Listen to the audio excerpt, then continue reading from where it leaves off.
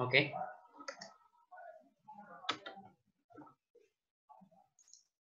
Nah, apa saja yang akan hari ini kita bahas? Pertama itu konsep dasar neural network. Terus dilanjutkan dengan konsep single layer perceptron. Setelah itu kita coba coding di Python, bagaimana caranya kita mengimplementasikan single layer perceptron pada program gitu ya.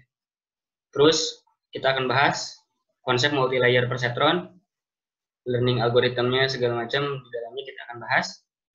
Dan terakhir kita akan bahas implementasi multi layer perceptron menggunakan library Keras pada Python. Nah, langsung saja kita masuk ke konsep dasar neural network. Jadi sebelum kita mengenal macam-macam jenis neural network, seperti apa sih sebenarnya neural network itu? Nah, di pertemuan pertama kita sudah belajar konsep dasar machine learning secara umum. Di machine learning ini kita dihadapkan berbagai macam algoritma dengan berbagai macam tipe permasalahan seperti permasalahan regresi, terus permasalahan klasifikasi, permasalahan clustering gitu ya. Nah, masing-masing algoritma ini ya sangat banyak dan bervariasi beragam. Ada yang pendekatannya probabilistik, ada yang pendekatannya analitis, macam dan banyak gitu ya. Banyak tipenya. Nah, hari ini akan coba dibahas salah satu jenis atau neural network, solusi neural network, solusi machine learning menggunakan neural network. Nah, di sini ada beberapa hal yang akan kita bahas terkait pengenalan neural network-nya, mulai dari definisi, cara kerja neural network, ada nanti istilahnya itu activation function, dan terakhir kita akan bahas beberapa arsitektur atau gambaran secara luas gitu arsitektur yang ada di neural network, possibility-nya seperti apa. Dan kalau ada yang ingin ditanyakan, silakan bisa diinterrupt, bisa ditanyakan, atau mau disimpan di akhir boleh. Nah, pertama kita berangkat dari definisi neural network. Jadi kalau dilihat ini di screen saya, kalau terlihat kan ya, neural network ini di machine learning sebenarnya meniru cara kerja sel saraf otak manusia, di mana sel saraf ini memproses informasi dari satu neuron ke neuron lain, dibawa informasinya sedemikian rupa sehingga bisa diproses menjadi sebuah action pada akhirnya gitu. Nah, dengan pendekatan ini kita akan coba terapkan nih ke sisi secara komputasi ya, secara di mesin gitu. Bagaimana mesin mampu melakukan pemrosesan seperti otak manusia gitu, seperti bisa melakukan pemrosesan kognitif seperti membedakan warna, bentuk, sifat lain sebagainya gitu ya, mempunyai kemampuan problem solving dan bisa diupdate gitu, dia bisa belajar dengan data yang kita berikan. Nah, itu ide awal dari neural network. Nah, terus secara teknis bagaimana cara kerja sebuah neural network? Secara sederhana ini merupakan gambaran dari sebuah neural network. Ada bagian input dan ada bagian output. Nah, di tengahnya ini yang banyak node-node-nya ini kita sebut black box untuk sementara. Jadi ada inputan data.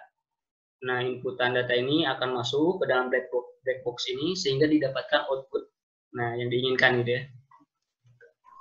Nah, input dari neural network ini bisa berupa vektor gitu. Jadi kalau misalkan contohnya kayak kita ingin membuat sebuah model yang mampu mempelajari atau mengklasifikasikan buah-buahan misalkan ya.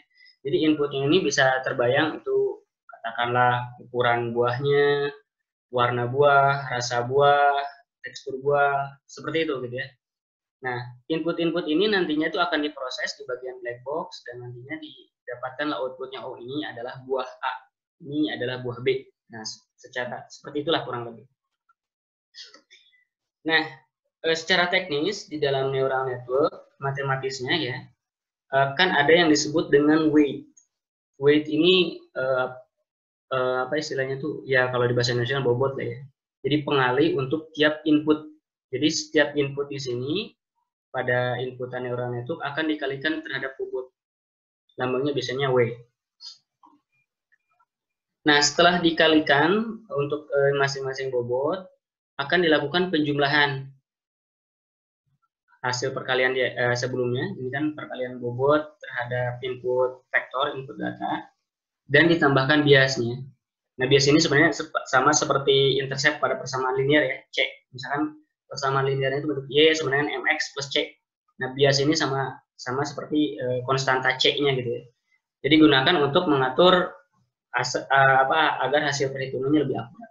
Kurang lebih seperti itu. Nah, setelah dilakukan penjumlahan dari hasil perkalian input terhadap bobot, bagian ini nih, dan dijumlahkan dengan bias, nah akan diproses ke yang namanya activation function. Nah, activation function ini apa? Activation function ini merupakan fungsi yang bertugas untuk mengontrol apakah hasil kalkulasi di sini untuk inputan data ini harus aktif atau tidak, harus muncul di output atau tidak gitu ya. Walaupun muncul besarnya seperti apa, kalaupun enggak ya jadi misalkan 0 atau apa gitu ya. Itu activation function. Nah, activation function pada neural network ini ada banyak gitu ya. Ada beberapa tipe yang di sini saya coba tunjukkan. Contohnya ada sigmoid activation function. Nah, bentuk rumusnya seperti ini. Jadi dia kurvanya start dari 0 sampai 1, tapi secara X bisa dari berapa sampai berapa gitu ya. Ada tan H, hyperbolic tangen, ada ReLU activation function. Kalau di ReLU ini yang nilainya positif, nah akan secara linear diberikan ke output. Tapi kalau yang nilainya negatif di set ke 0. ReLU itu activation function seperti itu dia. Terus juga ada Lecky ReLU ya. Nah, kalau Lecky ReLU ini sebenarnya mirip-mirip dengan ReLU, tapi kalau di ReLU kan semua yang negatif di set ke 0. Kalau di Lecky ReLU yang nilainya negatif akan diberi sedikit nilai lah. Nah, makanya di sini nilainya sedikit. Ada max out dan ada juga ELU, macam-macam lah. Ini lebih lengkapnya bisa dilihat di activation function. Nah, kalau ditanya apa yang sering digunakan untuk activation function, kebanyakan orang menggunakan ReLU, sigmoid, dan ada tapi nggak saya masukkan di sini itu softmax gitu ya. Di permasalahan klasifikasi, model untuk mengklasifikasikan data itu biasanya banyak digunakan softmax. Nah, ini activation function. Jadi activation function tadi itu yang banyak rupanya tadi akan diterapkan di bagian ini setelah dilakukan proses perkalian antara bobot dengan input data dan ditambahkan dengan bias. Nah, sehingga hasil perhitungan ini semua akan mengantarkan kita pada apapun input yang kita masukkan, kita akan mendapatkan output yang dihasilkan. Jadi input misalkan jadi seperti buahnya manis, ukurannya kecil, warnanya orange. Oh, ini buah apa namanya? Lengkeng misalnya. Nah, kurang lebih seperti itu. Nah, kalau misalkan kita lihat di atas, arsitektur neural network ini kan sederhana. Hanya terdiri dari satu neuron. Satu neuron itu menggambarkan posisi di mana kita menjumlahkan semua bobot, hasil perkalian bobot dengan input ditambah bias ya. Ini satu neuron. Nah, tapi di neural network itu memfasilitasi kita untuk meningkatkan neuron menjadi lebih banyak. Bisa lebih dari satu gitu ya, 2, 3, 4, dan bahkan kita bisa set banyak layer di dalam neural network gitu. Kalau di kasusnya single layer perceptron, layernya itu hanya ada input layer dan output layer. Output layernya cuma satu layer gitu ya. Nah, kalau di sini di neural network secara umum kita bisa melihat, kita bisa atur, kita bisa buat neural networknya memiliki lebih dari satu, bukan hanya input layer dan output layer saja, tapi ada yang disebut dengan hidden layer gitu. Nah, di hidden layer ini jumlah neuronnya bisa banyak. Kalau misalkan dilihat di sini ada 3 neuron pada input layer, ada satu hidden layer dengan berisi 4 neuron, dan ada 2 neuron pada bagian output layer. Dan selanjutnya juga bisa di scale up seperti ini menjadi lebih banyak gitu ya. Jadi neural network itu seperti ini kurang lebih. Cara sederhana gimana kita bisa tambahkan banyak sekali neuron, banyak sekali hidden layer. Nah, di atas kita bahas arsitektur secara umum. Terus neural network di praktisnya itu ada apa saja tipenya. Nah, ini komplit neural network arsitektur yang memang banyak orang pakai gitu, yang banyak orang gunakan. Nah, sementara di hari ini kita hanya akan membahas ya kurang lebih bagian ini lah, perceptron dan feed forward. Feed forward ini multi-layer perceptron lah, boleh kita sebut ya. Nah, tapi di luar yang kita akan bahas hari ini, yang dua ini, yang di dalamnya hanya ada input cell, hidden layer ya, dan output cell atau output layer. Ada arsitektur lain yang lebih kompleks gitu ya, ada macam-macam gitu, seperti radial basis network, ada sparse AE, ada auto encoder, ada recurrent neural network, ada long short term memory, banyak tipenya.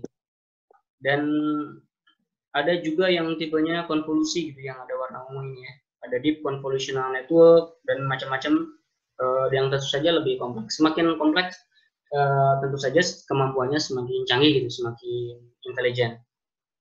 Nah, hanya di hari ini kita akan coba bahas untuk arsitektur neural network, perceptron neural network, single layer perceptron dan multi layer perceptron. Nah, itu sekilas tentang bagaimana sebenarnya neural network arsitektur dan konsep pembelajaran pada neural network bekerja gitu ya. Nah, sekarang kita akan coba bahas single layer perceptron gitu ya. Konsepnya single layer perceptron ini merupakan neural network paling sederhana, di mana hanya terdiri dari input layer dan output layer. Nah, seperti yang kita bahas sebelumnya gitu ya. Nah, permasalahan yang dapat diselesaikan oleh single layer perceptron juga permasalahan yang sederhana. Seperti contohnya di sini itu binary classification. Nah, atau masalah untuk memisahkan input data menjadi dua grup atau kelas gitu ya. Nah, yang paling umum sekali yang jadi contoh untuk di SLP ini adalah permasalahan untuk memecahkan logika AND dan OR ya. Nah, karena di logika AND dan OR ini kan outputnya cuma 1 dan 0 gitu ya. True or false, ya atau tidak gitu ya. Nah, inputannya ada dua inputan. Kalau di AND kan false dengan false hasilnya false, true dengan true hasilnya true. Kalau OR di arah yang sebaliknya gitu ya.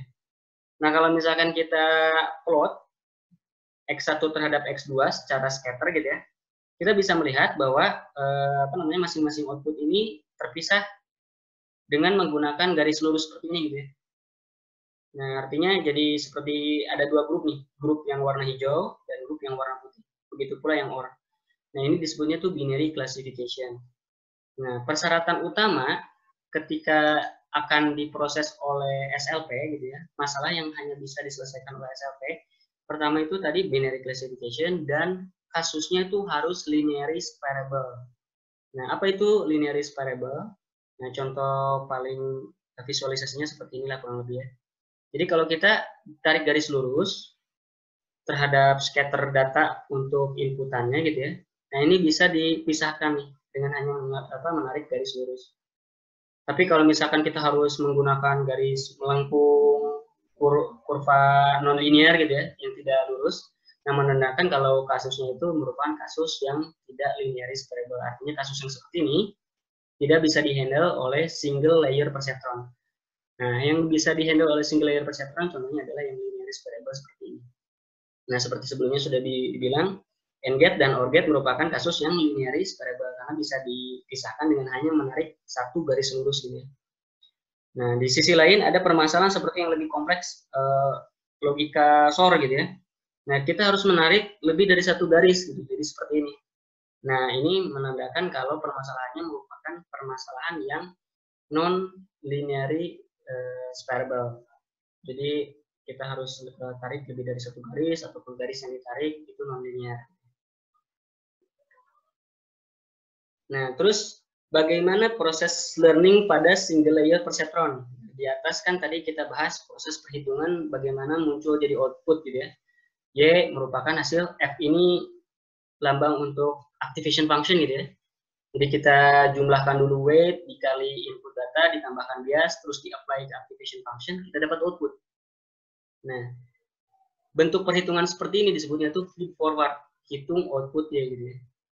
Nah, ketika setelah beres feed forward, kita kan dapat nih Y prediksinya untuk satu kali feed forward, untuk satu kali iterasi. Nah, kita bisa compare nih, kita cari errornya. Hasil prediksi ini dengan nilai sebenarnya harusnya berapa gitu. Nah, cara hitung errornya banyak tekniknya ya. Bisa pakai RMS, root, mean square gitu ya, di kasus-kasusnya seperti regresi gitu ya, permasalahan regresi. Atau kalau di klasifikasi itu ada istilahnya itu binary cross entropy atau categorical cross entropy. Nah, tapi nanti kita lebih detailnya kita bahas di depan lah. Untuk sekarang, anggap saja permasalahan yang akan kita hadapi ini permasalahan persamaan sederhana yang bisa diselesaikan oleh dengan cara menghitung error seperti ini. Nah, setelah kita dapatkan errornya, jadi kan kita dapat nih selisih berapa, harusnya berapa, aktualnya berapa, prediksinya berapa gitu.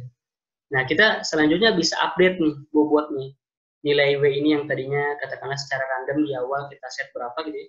Kita update, kita ganti dengan nilai yang baru. Nah, tekniknya kalau di SLP itu disebutnya itu delta rule. Nah, delta rule ini seperti apa?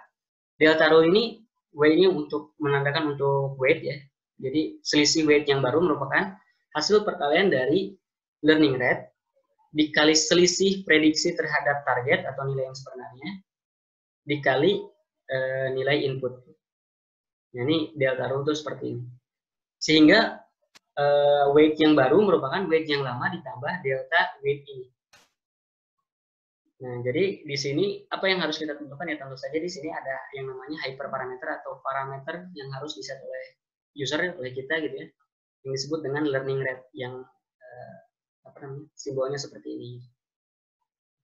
Nah, dengan seperti ini, di iterasi pertama kita dapat W new, terus digunakan untuk perhitungan selanjutnya, W new kedua diupdate lagi, sebanyak dataset yang kita punya, sehingga pada akhirnya kita mendapatkan weight yang benar-benar updated berdasarkan training dataset yang kita punya. Nah, learning rate pada delta rule ini berguna untuk mengontrol seberapa reaktif, seberapa cepat si perubahan weight dalam merespon error gitu ya. Kalau nilainya besar, ya tentu saja sangat reaktif atau sangat cepat gitu dalam mengupdate nilai, sangat besar gitu nilai yang diupdate terhadap weight gitu. Kalau misalnya nilainya kecil ya kecil. Nah, nilainya ini bisa kita pilih antara 0 sampai 1. Umumnya orang pilih 0,01 gitu untuk learning rate. Nah, kita coba saja sekarang implementasikan neural network pada Python ya, dengan from scratch. Jadi silakan kita sekarang buka Jupyter Notebook-nya. Mungkin kalau yang sudah buka yang dari yang di-share dari di grup gitu ya, itu kan ada notebooknya, bisa di clone dari GitHub ya.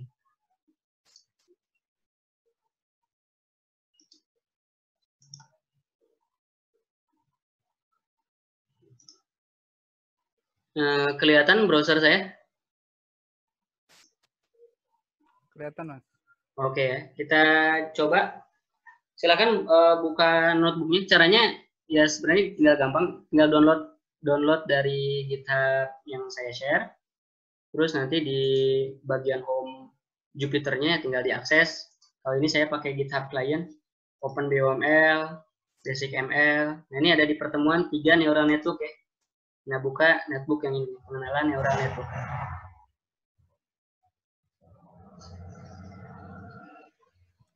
Silakan buka ya. Kalau ada kendala dalam membuka file notebook ini, silakan di-share.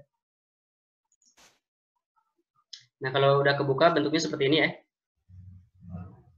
Nah, single layer perceptron yang akan kita coba terapkan ini adalah terkait untuk menyelesaikan permasalahan logika N ya.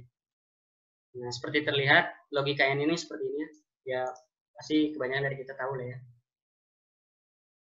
Nah, ini permasalahan binary classification, dan tadi seperti kita bilang ini linearized variable sehingga bisa diselesaikan oleh single layer perceptron. Learning tekniknya seperti yang dibahas sebelumnya juga seperti ini. Kita pertama inisiasi weight, bias, dan learning rate. Terus kita lakukan iterasi untuk mengupdate delta W. Nah, pertama hitung dulu feed forward gitu ya. Kita lakukan feed forward dengan melakukan dot product X terhadap weight, terus ditambah bias, terus apply activation function, hitung error, dan terakhir update weight ya. Nah, pertama kita butuh library seperti NumPy dan Matplotlib dulu ya. Kita import. Nah, selanjutnya kita set beberapa hyperparameter seperti banyaknya iterasi gitu ya, atau perulangan yang akan kita lakukan gitu.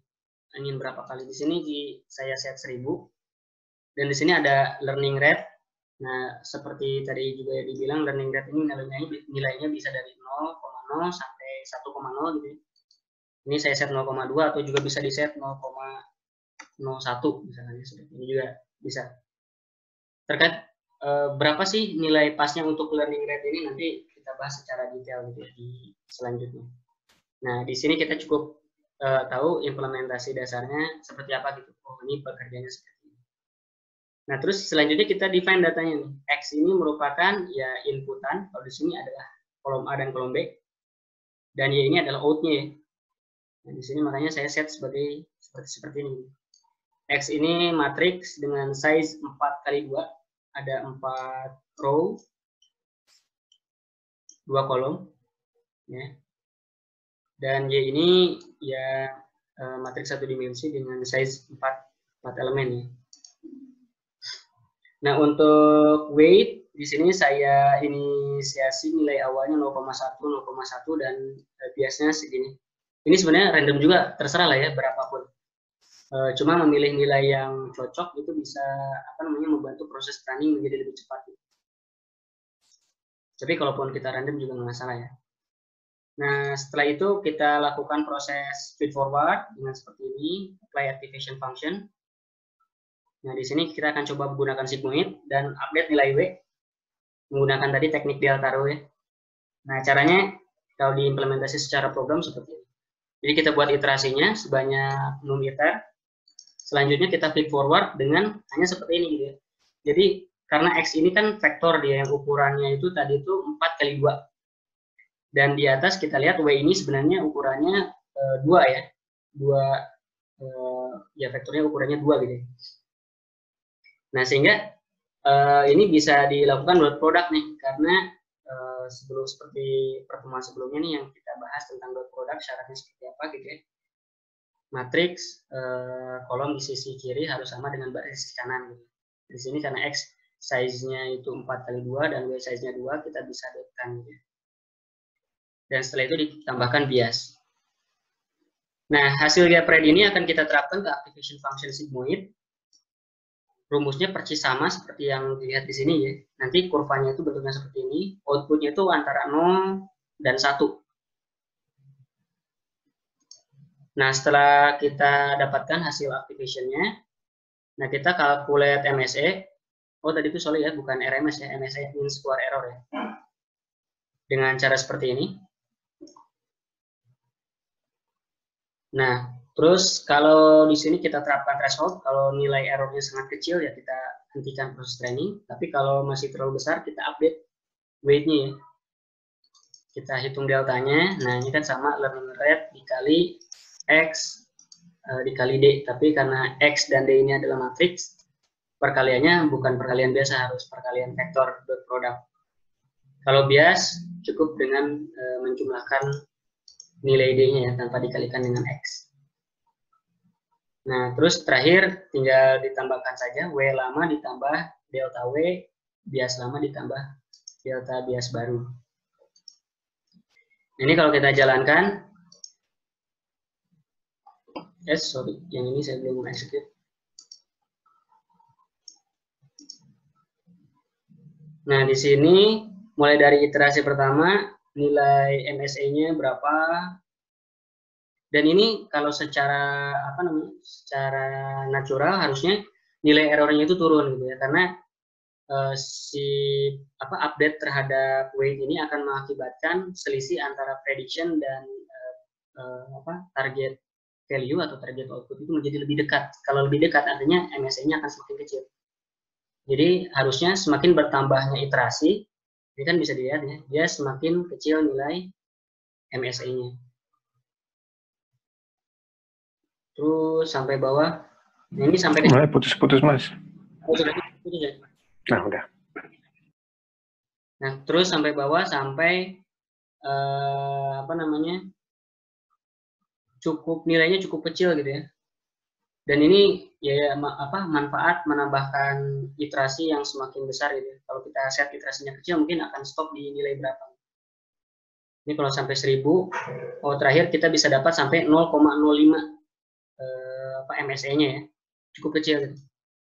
Kalau kita plot nih nilai error, nilai MSE-nya terhadap iterasi, jumlah iterasi ya. Nah, kurvanya menurun seperti ini. Jadi di iterasi pertama tinggi, bertambahnya waktu, MSE ini akan semakin kecil, semakin kecil, semakin kecil gitu. Nah, ketika semakin kecil seperti ini, kita di posisi terakhir akan mendapatkan weight yang paling optimal berdasarkan jumlah iterasi yang kita berikan dan data yang kita berikan. Nah, di sini kita bisa lihat, karena kebetulan di sini saya print weight-nya dan biasnya. W-nya karena ada 2 input, otomatis ada dua nilai, 1,7 berapa, dan nah ini sama ya. Dan biasnya nilainya negatif min 296. Nah, kita akan coba tes. Jadi kita akan inputkan nilai yang sama. Ini kita nggak bisa lakukan split data ya, karena memang kasus logika N ini kan ya datanya cuma 4 input dan 4 variasi gitu ya. Nah, ini kita kasih inputan seperti ini. Nah, terus kita lakukan dot product untuk W dan B yang kita dapatkan di sini. Nilai W dan B terakhir ini ya. Nah, terus akan kita terapkan juga activation function-nya punya si sigmoid. Nah, sehingga output-nya kurang lebih seperti ini ya. Kalau 0,0, 0,2 rule-nya itu kalau di bawah 0,5 berarti 0. Kalau di atas 0,5 berarti masuknya ke 1. Nah, di sini kan bisa kita lihat kalau neural network bisa nih memisahkan antara mana yang harus outputnya nilai true, mana yang harus outputnya itu nilai false. Nah, kalau misalkan kita plot scatter gitu ya antara X dan Y. Nah, ini X itu input yang A, yang bagiannya ini adalah input yang B. Jadi kalau misalkan 0 dan 0, outputnya 0 gitu ya. Terus 0 true and false gitu ya. Outputnya masih false juga. False ini dilambangkan dengan warna ungu ini, ungu gelap gitu ya. Kalau false dengan true, outputnya juga false. Nah, tapi kalau true dengan true, outputnya true gitu ya. Nah, model ini si weight dengan nilai seperti ini dan bias dengan nilai seperti ini, kalau kita plot jadi garis, nah garisnya itu akan membentang di sekitar sini. Nah, menandakan daerah di atas garis ke arah sini, yaitu daerah untuk yang hasilnya true, dan daerah yang di bawah garis adalah daerah yang hasilnya false. Nah, kurang lebih seperti itulah penerapan single layer perceptron untuk memecahkan permasalahan sederhana seperti logika N ini ya. Jadi dimulai dari proses learning untuk mendapatkan W dan B, feed forward, apply activation function, calculate error, update weight dan bias. Setelah itu ya kita bisa lihat dari hasil weight dan bias yang kita dapatkan, kita dapat memisahkan mana yang true dan mana yang false gitu. Nah, proses learning-nya itu sebenarnya itu tadi mencari nilai-nilai ini. Yang tadinya kalau misalkan kita lihat nilainya itu kita inisiasi di awal berapa ya? Kalau di awal tadi saya inisiasi 0,1 dan segini gitu ya. Tapi seiring dengan proses learning, nilainya diupdate. hasilnya menjadi kita dapatkan weight dan bias seperti ini. Nah, itu single layer perceptron. Jadi bagaimana implementasinya di Python tapi tanpa library. Sampai sini ada pertanyaan yang ingin ditanyakan?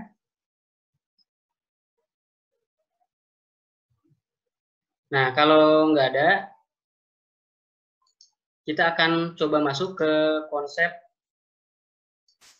selanjutnya di multi layer perceptron. Kalau barusan kita sudah tahu nih cara penggunaan single layer perceptron karena memang dia terbatas untuk yang linearis variable dan juga hanya binary classification gitu ya.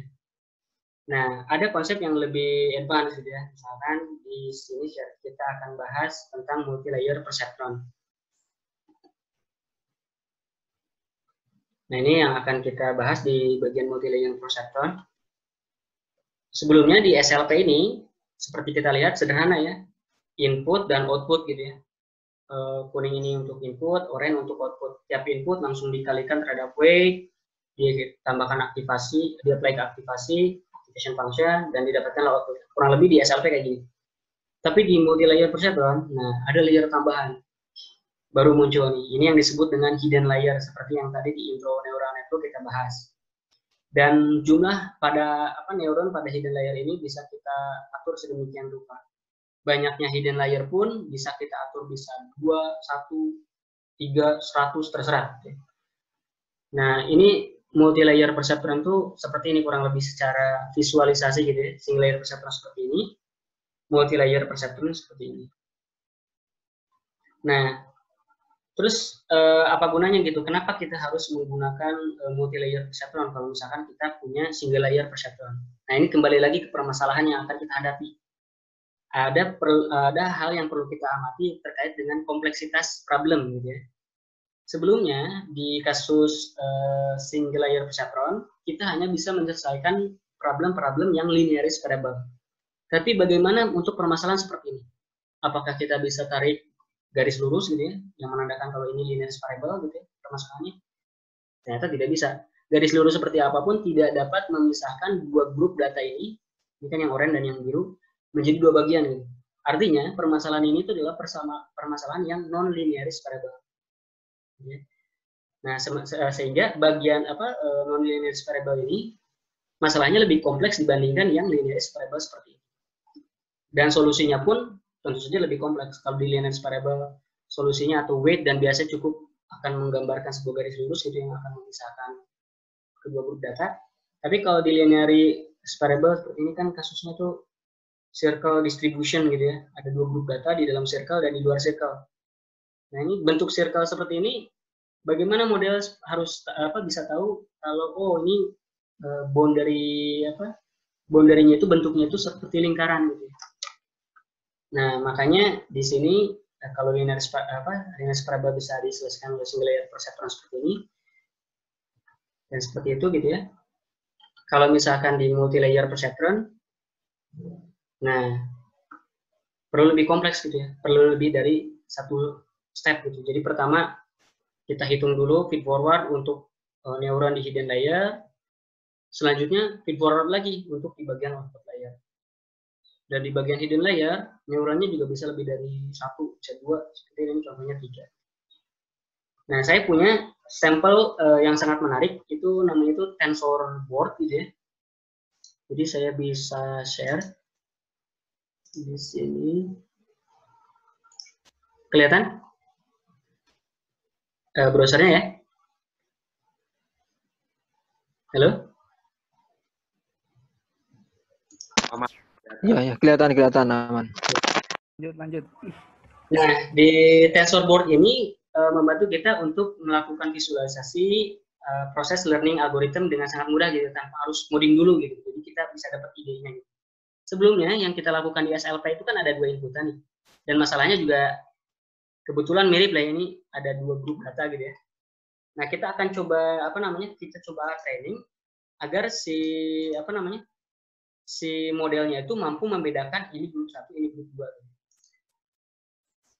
Nah, kalau di single layer perceptron kan 2 input langsung output gitu ya. Kalau kita training, nah ini lossnya bisa dilihat. Nah ini garis putih ini yang menandakan ya garis pisahnya gitu.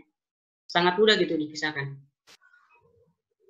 Nah tapi kalau kita selanjutnya beralih ke permasalahan yang kalau seperti ini kan linearis variable nih. Permasalahan yang non linearis variable kita pecahkan dengan single layer perceptron seperti ini. Apakah dia bisa pisahkan? Nah tentu saja tidak. Epoch berapapun nih yang kita masukkan sampai sebesar apapun tidak akan bisa terpisah gitu ya, antara yang oranye dan biru. Nah, sehingga di sini bagaimana kita bisa menyelesaikan permasalahan yang kasusnya itu non linearis variable seperti ini, kasusnya circle distribution gitu ya. Nah, di sini kita bisa tambahkan hidden layer. Nah, kita mulai dengan 2 neuron pada level hidden layer. Barangkali dia cukup gitu ya. Nah, kita coba di proses learning, bisa kita lihat di tiap neuronnya juga nilainya diupdate. Kalau di sini visualisasinya itu nilainya dalam bentuk fitur kemiringan atau apalah gitu ya. Nah, tapi tampaknya epoch yang banyak pun tidak mampu memisahkan untuk satu hidden layer ya, 2 neuron tidak mampu memisahkan kasus untuk circle distribution seperti ini gitu ya. Nah, kita coba tambahkan neuron lagi nih, jadi 3. Nah, mulai kelihatan kan? Kalau tadi satu hidden layer, 2 neuron itu nggak bisa nih permasalahan distribusi seperti ini gitu ya. Tapi kalau kita update neuronnya jadi 3, outputnya bisa kita pisahkan seperti ini gitu.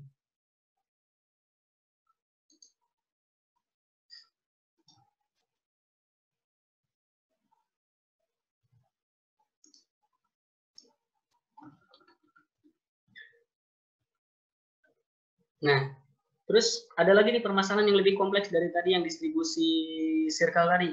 Nah, ini permasalahan logika SOR ya. Ini sama juga non-linearis variable karena kita nggak bisa tarik garis lurus secara langsung gitu ya. Nah, ini tentu saja akan lebih kompleks dibandingkan permasalahan yang sebelumnya yang di distribusi circle. Dan ini kalau misalkan kita pecahkan secara analitik, bentuk kurvanya itu sebenarnya kurva hiperbolik ya. Nah, kurva hiperbolik bentuk matematisnya seperti ini. Order 2 gitu ya. Nah, sehingga permasalahannya pada solusinya pada tensor board kita bisa pecahkan ya tentu saja dengan menambahkan neuron gitu ya untuk meningkatkan kompleksitas model karena melihat kasusnya lebih berat dibandingkan yang circle distribution tadi. Jadi kalau misalkan kita apply ke tensor board, kita tambahkan lagi nih jadi 4 neuron gitu ya, tapi masih satu hidden layer ya. Jadi harapannya kita masih coba menebak-nebak apakah cukup satu hidden layer untuk menyelesaikan permasalahan SOR, tapi layernya neuronnya itu ada 4 nih di hidden layernya, outputnya 1. Coba kita training. Di sini bisa kelihatan loss sama training loss sama test lossnya atau validation loss. Nah, seiring bertambahnya epoch atau jumlah iterasi, nah ini datanya semakin terpisah nih. Gitu ya. Nah, menandakan dengan banyaknya neuron seperti ini kita bisa pisahkan kasus SOR. Tapi kalau misalkan kita kurangin tadi jadi cuma 3, apakah bisa? Kalau sebelumnya bisa gitu ya untuk yang circle. Nah, ternyata susah dia.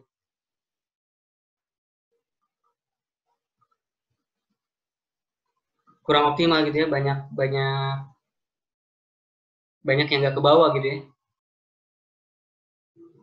Tapi kalau misalkan kita tambahkan 4, nah, dia sangat cepat gitu untuk bisa memisahkan 2 distribusi data ini gitu ya.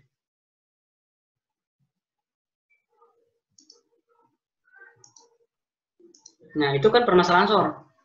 Kita lihat lagi permasalahan yang lebih kompleks gitu ya.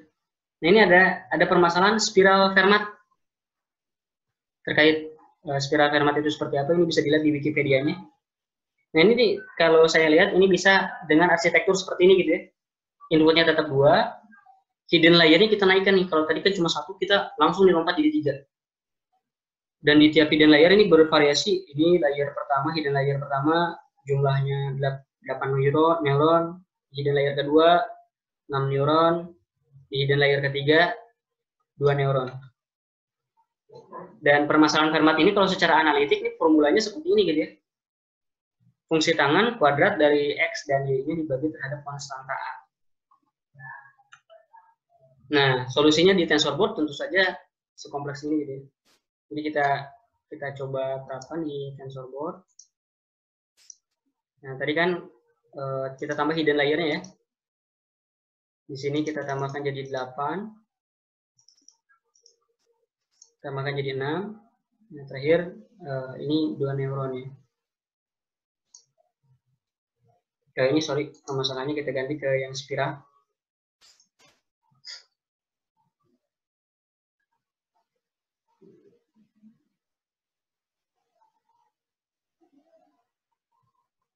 Nah, ini tapi epoknya bakal lumayan lama.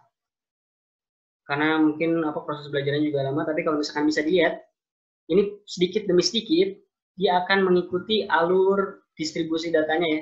Jadi bentuknya spiral seperti ini. Nah, tapi ya ini kita diamin dulu gitu ya.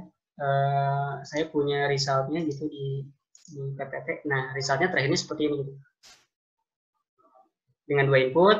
Nah, di layer pertama seperti apa, di layer kedua seperti apa, di layer ketiga seperti apa, pada hidden layer dan outputnya kita bisa pisahkan gitu ya.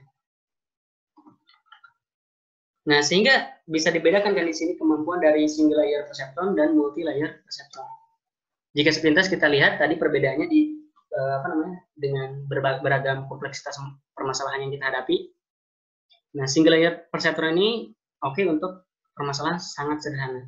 Tapi di multi layer perceptron kita bisa berbicara dengan permasalahan yang lebih kompleks gitu. Dan kompleksitasnya juga ada yang kompleks biasa saja, ada yang kompleks banget gitu ya. Itu bisa di-handle di MLP. Nah, jadi kesimpulannya kalau misalkan tadi dilihat kan ada layer, ada neuron ya, ada hidden layer dan ada neuron pada hidden layer. Kesimpulannya itu kurang lebih seperti ini. Memperbanyak layer dapat membuat neuronnya itu mempelajari beragam fitur lebih dalam. Dan memperbanyak neuron pada tiap layer membantu neural network memahami beragam variasi tiap fitur. Contohnya itu seperti ini misalnya. Di layer pertama, di hidden layer pertama, untuk merecognize spiral Fermat ini, dia gunakan untuk mengenali kemiringan. Makanya di sini banyak fitur, miring kanan, miring kiri, miring gimana gitu ya, atau lurus atau tegak gitu ya. Di layer selanjutnya digunakan oleh neural network untuk mengenali kayak lekukan bawah, lekukan samping, lekukan seperti apa gitu ya. Nah, di layer terakhir digunakan oleh neural network untuk mengenali lekukan lebih dalam, jadi bentuk melingkar segala macam, walaupun hanya 2 neuron gitu ya. Jadi di sini bisa terlihat bahwa penambahan layer memungkinkan neural network untuk belajar banyak hal terhadap data gitu ya. Dan banyaknya neuron pada layer dapat memberikan neural network kemampuan untuk mempelajari beragam variasi tiap fiturnya, tiap jenisnya. Misalkan ini jenisnya untuk mempelajari kemiringan. Nah, ini variasinya bisa digambarkan dengan berapa banyak neuron yang kita punya. Nah, contoh intuitifnya itu seperti kayak misalkan kita ingin mengklasifikasikan buah-buahan. Inputnya itu ada ukuran, warna, rasa, dan tekstur gitu ya. Pada layer pertama misalnya bisa kita untuk mempelajari fitur lebih dalam terkait dengan rasa buah yang teksturnya lembut, rasanya manis, ada yang teksturnya keras, rasanya manis gitu. Nah, di layer selanjutnya bisa lebih detail lagi. Ada yang teksturnya lembut, manis, warnanya orange, ada yang teksturnya lembut, manis, tapi warnanya hijau gitu. Kurang lebih seperti itulah. Jadi lebih banyak layer memungkinkan neural network untuk bisa memahami data lebih dalam. Banyaknya neuron bisa memungkinkan neural network untuk mempelajari variasi kemungkinan di dalam data. Nah, terus bagaimana teknik pembelajaran atau learning pada multi-layer perceptron? Kalau sebelumnya di SLP kan seperti ini gitu ya. Jadi kalau kita flowchartkan inisialisasi, feed forward, calculate error, update weight, udah seperti itu. Update weight langsung aja nanti dimasukkan lagi di feed forward lagi. Itu ujung-ujungnya kita dapat weight yang optimum. Nah, tapi di multi-layer perceptron atau di neural network yang lebih kompleks, nah ini arsitekturnya kurang lebih seperti ini.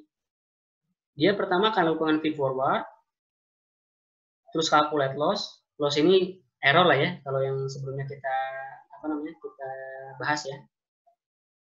Calculate loss, loss function. Setelah dikalkulate loss, nah ini ada istilah baru nih, feedback forward gitu ya. Ada feed forward, ada feedback backward gitu. Jadi kalau feed forward dari input masuk ke hidden layer selanjutnya didapatkan output. Tapi kalau feed backward dari output ngalirnya kembali ke input, jadi arah sebaliknya gitu ya. Nah ini disinilah proses calculate gradient loss-nya itu, atau tadi itu kalau di single layer perceptron itu bagian kita update weight-nya. Nah cuma kalau di sini di yang lebih kompleks kita pisah antara update weight dan cara mencari gradient itu menghitung hasil loss gitu. Nah teknik mengkalkulate gradient ini di neural network banyak yang terkenal lah gitu ya. Nah ini yang paling sering digunakan itu adalah back propagation. Jadi teknik feed backward-nya ini di multi-layer perceptron kita bisa gunakan back propagation. Nah back propagation itu apa? Back propagation itu sebenarnya kayak mathematical teknik gitu untuk ya di dalamnya tuh ada proses berantai persamaan derivatif untuk yang pada intinya dapat menghitung gradient loss. Nah jadi di calculate gradient loss ini menggunakan back propagation kita berangkat dari definisi delta V ini sama dengan W ya. Definisi untuk menghitung delta W ya, atau perubahan weight gitu ya. Ini kan minus learning rate dikali, nah ini kan mirip sebenarnya definisinya dengan yang di single layer perceptron. Tapi kalau di multi layer bentuknya itu persamaan derivatif atau gradient error terhadap weight gitu ya. Nah, secara aturan berantai di kalkulus, kalau pernah mengambil keilmuan matematik gitu ya, atau yang related pelajaran kalkulus, nah penurunan error terhadap weight itu bisa dibentuk menjadi seperti ini. Kalau fungsi U ini merupakan turunan terhadap V gitu ya. Nah, secara analitis juga kita bisa ketahui penurunan U itu activation functionnya bentuknya seperti ini. Terhadap weight itu dihasilkan output seperti ini, dan penurunan error atau loss terhadap activation function atau fungsi activation itu outputnya menjadi seperti ini. Nah hasil perhitungan ini yang pada intinya nanti akan kita tambahkan ke formula awal si delta weight ini, sehingga kita mendapatkan delta weight baru yang pada intinya menghasilkan perkalian antara ini tanda learning rate, ini turunan pertama dari activation function dikali dengan Z atau input datanya gitu ya. Nah, untuk mengupdate nilai weight, kita tinggal jumlahkan weight lama dengan weight baru sehingga bentuknya menjadi seperti ini. Jadi kalau di akhirnya itu mirip-mirip lah ya. Nah, kalau yang kita lihat barusan kan di bagian sini ya, si back propagation ini dia berperan dalam menghitung gradient loss atau perubahan error terhadap weight gitu ya, saat feedback backward. Nah, seluruh proses dari mulai kita feed forward, calculate loss, backward, terus mengupdate weight itu di neural itu disebutnya itu optimizer algorithm. Nah, optimizer algorithm itu ya menjelaskan bagaimana kita mengupdate weight lah, kurang lebih seperti itu. Mulai dari feed forward, calculate loss, backward, sampai update weight. Optimizer di neural network ada macam-macam, ada SGD, RMS probe, ada ADAM, dan dengan kecanggihan masing-masing. Lebih detailnya nanti pas menggunakan keras kita akan bahas. Nah ini salah satu optimizer yang terkenal Adaptive Momentum Estimation. Nah, di sini sama sebenarnya seperti di learningnya di SLP gitu ya, initiate, hyperparameter, learning rate segala macam gitu ya. Nah, terus lakukan feed forward. Nah, di sini ada compute gradient estimate. Nah, compute gradient estimate itu seperti backpropagation yang tadi kita lihat secara matematisnya. Dan pada akhirnya dia bisa mengupdate, ya kalau di sini dilambangkan dengan theta ya, untuk nilai weight gitu. Weight baru sama weight lama ditambah delta weight. Nah, kurang lebih seperti itu di multilayer perceptron. Jadi ada istilahnya itu feed forward, calculate loss, backward untuk calculate gradient loss, update weight. Seluruh proses tadi ini yang di dalam kotak merah itu disebutnya itu optimization algorithm. Jadi cara bagaimana weight diupdate pada sebuah neural network. Nah, secara teori kita bahas barusan seperti itu gitu ya, mulai dari ya walaupun memang tidak secara detail kita bahas di backpropagation-nya seperti apa gitu ya, tapi cukup memberikan ide bagaimana sebenarnya proses iterasi atau optimization algorithm pada neural network yang lebih kompleks seperti multilayer perceptron. Nah, sekarang kita akan coba menerapkan multilayer perceptron menggunakan keras. Kalau sebelumnya kan kita di single layer perceptron from scratch ya, coding manual tanpa library. Nah, di sini kita akan gunakan library keras. Untuk stepnya kita kembali lagi ke Jupyter Notebook yang tadi kita buka. Di bagian bawahnya sudah ada bahasan untuk multilayer perceptron. Nah, karena multilayer perceptron ini bisa menyelesaikan permasalahan kompleks, nah di sini saya persiapkan data yang lebih kompleks, tapi yang istilahnya nggak kompleks-kompleks banget gitu ya. Itu dataset bunga iris gitu ya. Mungkin sering dengar banget gitu ya kalau yang ikut atau sering belajar di online atau pernah ikut training neural network atau machine learning gitu ya. Dataset iris ini sering digunakan. Nah, mungkin saya bahas mulai dari datasetnya dulu. Tapi sebelum kita start, ada yang mau ditanyakan dulu? Silakan.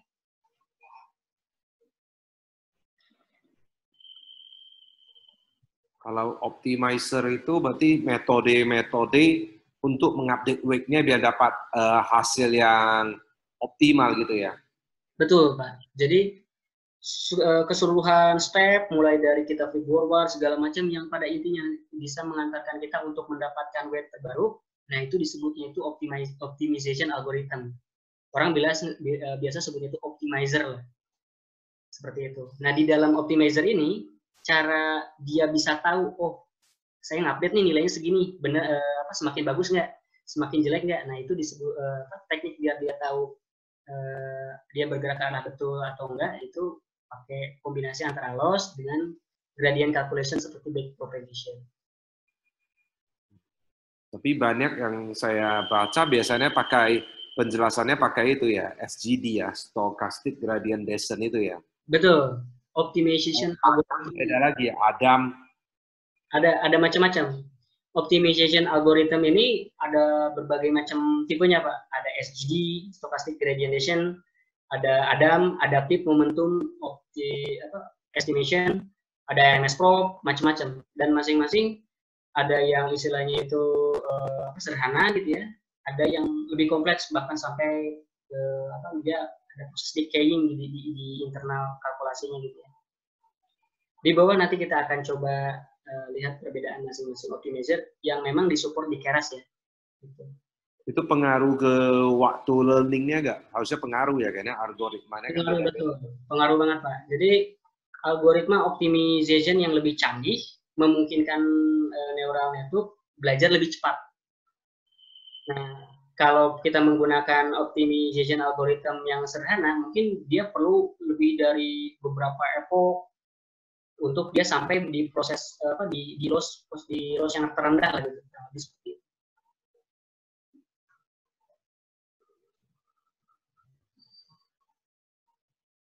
Oke? Oke, lanjut.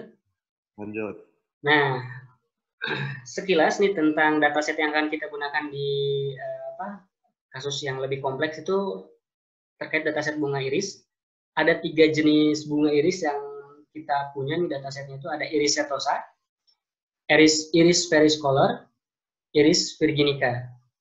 Nah, ketiganya ini punya fitur yang secara dikelompokkan ada dua ya, ada petal, ada sepal. Petal ini kayak kelopak bagian dalam, sepal ini adalah bunga bagian luarnya ini seperti telinga ini ya. Ini ada petal bagian dalam, sepal di bagian luar. Ini juga petal bagian dalam, sepal bagian luar. Nah, kalau dilihat secara kasat mata untuk tiga jenis sampel bunga ini, kita bisa melihat kalau Iris setosa, Iris versicolor, dan Virginica memiliki fitur yang berbeda gitu, secara ukuran petal, lebar dan panjangnya, secara ukuran sepal, lebar dan panjangnya. Nah, sehingga di sini kita akan gunakan dataset iris ini. Kebetulan nih dataset iris ini nih, kalau misalkan ingin tahu, ada dia digunakan dulu di sini, dan siapa yang pertama kali menggunakan, di papernya mana, ini atas nama ini gitu ya. Kita punya 150 raw data untuk 3 kelas ini ya. Ada kelas Iris setosa, kelas Iris versicolor, kelas Virginica, gitu. Ada 3 kategori, 3 kelas. Keseluruhan datanya ada 150 row, 150 instance.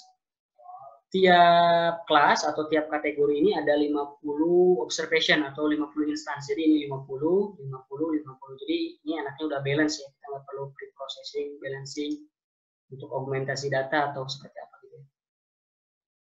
Nah, ini kolom-kolomnya ada, kan di sini ada sepal, ada petal ya. Ada sepal length, sepal width, petal length, dan petal width gitu ya.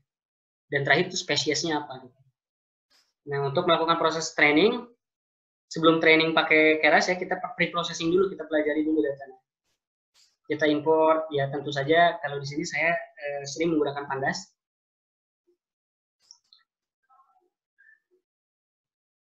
Nah, setelah diimport, kita menggunakan Pandas, kita baca datasetnya. Datasetnya sudah ada di folder yang sama dengan notebook ini ya, kalau clone dari GitHub. Nah, kalau kita cek, nah di sini kita punya sepal length, sepal width, petal length, petal width. Berapa sentimeter sepal length-nya, sepal width-nya berapa sentimeter, petal length-nya berapa sentimeter, petal width-nya berapa sentimeter, yang nantinya itu akan menggiring kita pada kesimpulan spesiesnya apa. Jadi sini ada ini ya, informasi spesiesnya. Bisa kita lihat summary-nya seperti tadi bilang di atas, ada 150 row dengan data seperti ini. Untuk memudahkan proses pre-processing, kita delete dulu nih kolom ID-nya.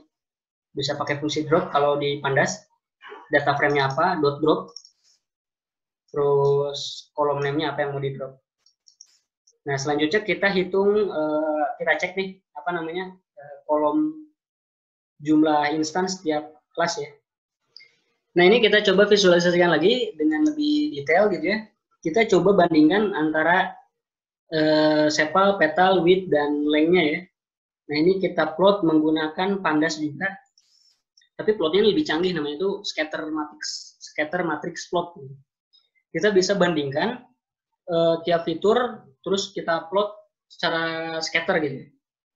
Nah, contohnya nih ada distribusi untuk masing-masing kelas. Kalau yang biru itu punya Iris Virginica, yang hijau punya Iris versicolor, yang red punya Iris setosa gitu ya. Dan secara diagonalnya ini merupakan histogramnya lah, histogram untuk masing-masing data. Secara petalnya seperti apa, histogramnya, petal length-nya seperti apa, sepal length, sepal width-nya seperti apa. Nah, setelah kita berhasil lihat, kita cek datasetnya oke. Nah, selanjutnya kita akan lakukan pre-processing sederhana untuk melakukan proses labeling dan split data gitu ya. Nah, ini saya gunakan scikit-learn yang sebelumnya diinstal ya, udah pernah diinstal. Nah, di scikit-learn ini kita akan coba gunakan beberapa function atau beberapa metode, train, test, split untuk split dataset, classification report untuk menghitung precision, recall, akurasi, ya itu bisa pakai confusion matrix untuk plot confusion matrix. Dan ini ada tuh kategori juga untuk nanti membantu kita merubah, karena kan kalau misalkan dilihat nih di dataset yang kita punya, targetnya itu dia berupa string seperti ini gitu ya. Neural network ini dia nggak bisa nge-mapping output value dalam bentuk string seperti ini, dia harus numerik. Ya. Jadi kita perlu labeling. Jadi kita gunakan Keras untuk labelingnya, ada tuh categorical method gitu ya. Jadi pertama kita baca dulu nih, kita transfer dari data frame yang kita punya, kolom-kolom inputnya kan ada sepal dan petal untuk length dan width-nya. Kita masukkan ke dalam variabel X. Selanjutnya kita encode juga untuk outputnya.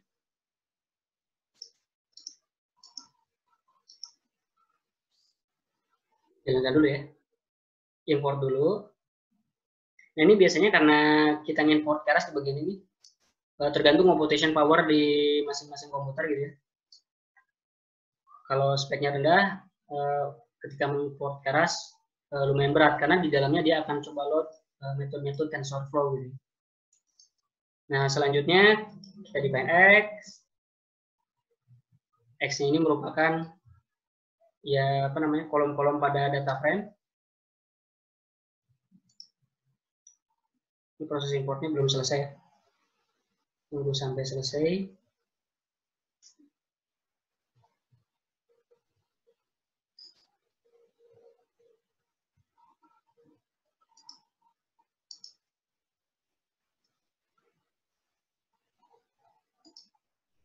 Coba saya restart dulu.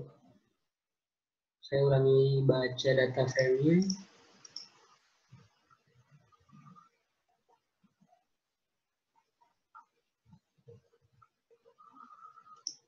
Oke.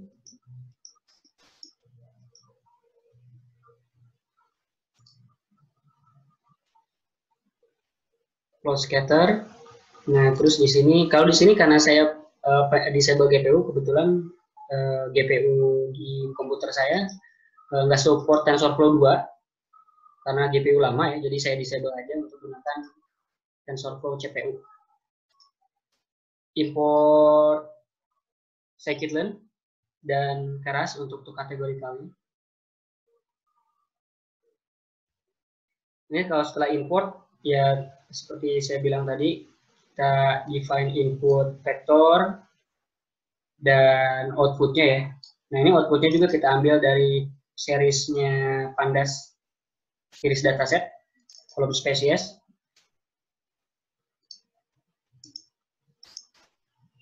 Nah ini, jadi kelasnya kan ini, kita akan convert menjadi numerical gitu ya. Jadi nanti bentuknya itu mungkin iris setosa 0, iris variocolor 1, iris virginica 2 gitu. Jadi secara numerik. Nah setelah kita punya apa namanya X dan Y, kita lihat dulu X itu seperti apa.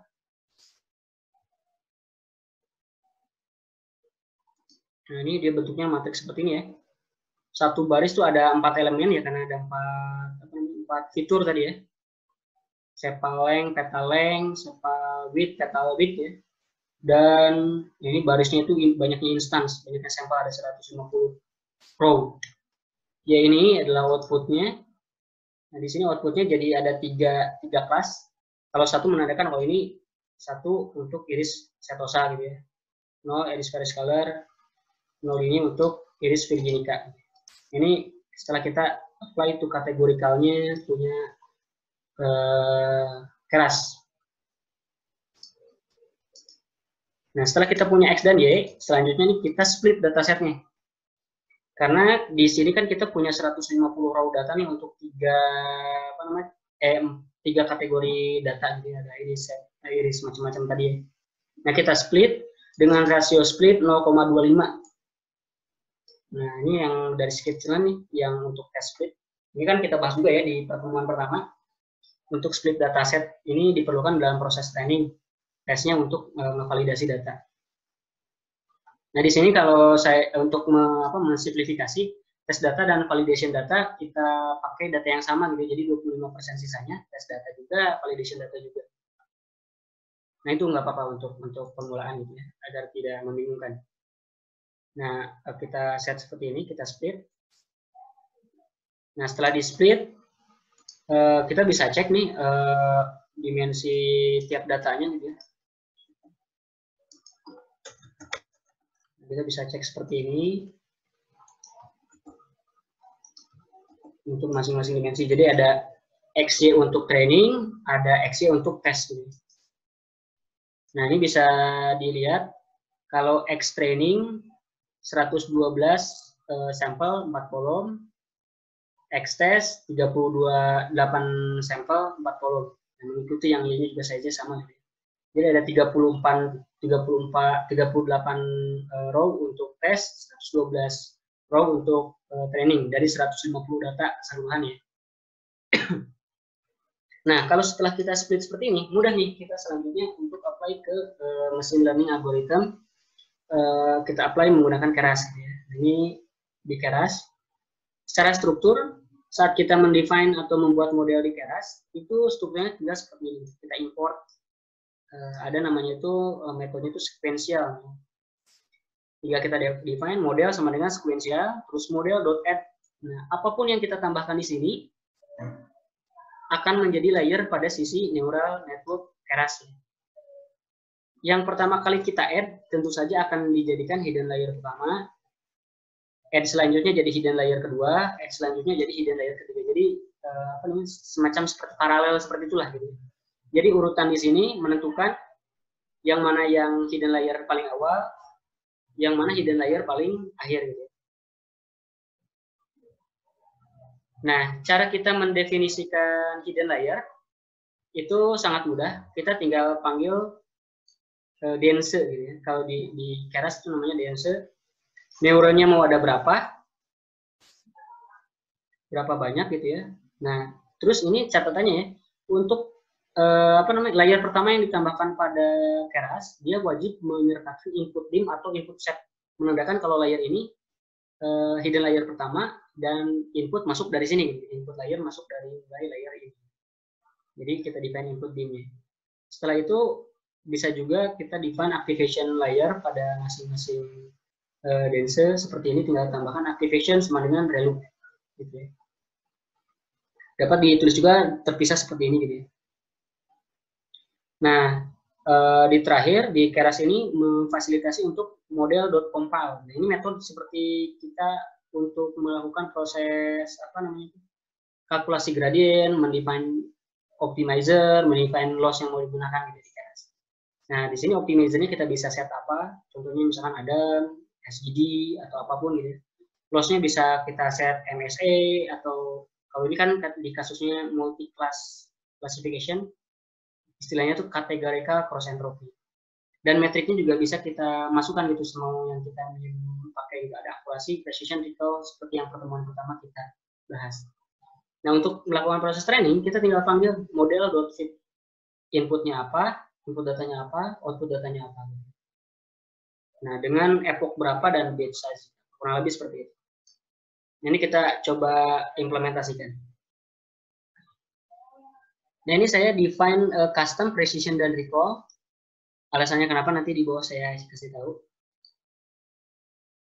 Cara penulisan function di Python seperti ini ya. Def, nama functionnya apa, argumen yang mau dipass through ke function, dan kita juga bisa return value. Nah, selanjutnya kita define modelnya. Nah, seperti yang di atas saya bahas, model di Keras tinggal panggil model sama dengan sequential apa. Dense 16, dense 10, dense 8, dense 3. Ini menandakan layer pertama 16 neuron, hidden layer kedua 10 neuron, selanjutnya ada 8 neuron, yang terakhir di outputnya ada 3 neuron. Dan activation pada ujungnya pakai softmax gitu. Bisa juga sigmoid, terserah. Nah, di terakhir ini setelah itu ada model summary kalau kita mau print arsitekturnya ya. Terus kita juga bisa compile. Kita pilih optimizernya apa, categorical cross entropy-nya apa, dan metriknya apa. Nah, kalau kita lihat ini kan tadi kita sempat bahas optimizer, loss, dan metrik gitu ya. Nah, kurang lebih seperti itulah gitu ya. Jadi optimizer itu mengatur bagaimana kita mengupdate weight, mulai dari feed forward, back forward, dan ini sebenarnya di Keras itu udah out of the box, kita nggak perlu pikirin feed forwardnya gimana, back forwardnya gimana, itu udah internal Keras, kita tinggal define aja, mau optimizernya pakai apa, loss-nya pakai apa, metriknya mau diukur apa, tinggal seperti itu aja. Nah, optimizer di Keras ini ada macam-macam nih untuk diisi pada bagian ini ya. Ada Adam, ada kalau paling canggih Adam ya. Ada SGD, RMS Pro, ada Delta, ada Grad, ada Max, ada MW kalau nggak salah yang paling terbaru, tapi kayaknya belum diimplementasi di Keras. Nah, kalau misalkan kita bandingkan nih antara optimizer satu dengan optimizer lain, ada risetnya, kurang lebih seperti ini. Jadi kalau ini banyaknya iterasi dan ini training cost atau nilai loss-nya ya. Terlihat kalau lihat tadi di SLP kurvanya itu turun ya. Kalau turun lebih cepat berarti lebih bagus karena kalau contohnya di sini dengan epoch 50 Adam bisa achieve lebih kecil nilai loss-nya, menandakan lebih akurat modelnya dibandingkan optimizer lain. Nah, di sini kelihatan kalau Adam ini dia lebih unggul gitu ya. Nah, ini kita bisa bandingkan juga nih dengan optimizer lain seperti SGD. Di SGD kita bisa define learning rate dan momentumnya gitu ya. Dan bentuk update-nya juga sama seperti pada single layer perceptron gitu ya. Learning rate dikali G-nya ya, atau gradiennya ya. Nah, kalau misalkan di Adam optimizer, nah ini kita nggak perlu define momentumnya, karena momentumnya itu dicari sendiri oleh si algoritma Adam. Jadi kalau kita plot juga nih kemampuan dari tiap-tiap optimizer dalam mencari nilai minimum gitu, seberapa cepat. Nah, di sini bisa kelihatan kalau Adam bisa jatuh ke nilai minimum lebih cepat. Walaupun memang di sini ada delta ya, ada delta lebih impresif lagi. Dan kalau dilihat di sini yang merah kan gradient descent SGD, dia stuck di tengah. Dia nggak bisa terlalu advance menemukan nilai yang paling minimum lagi gitu. Momentum net stare off ya sedikit oscilasi, tapi pada akhirnya dia mendapatkan lokal minimum.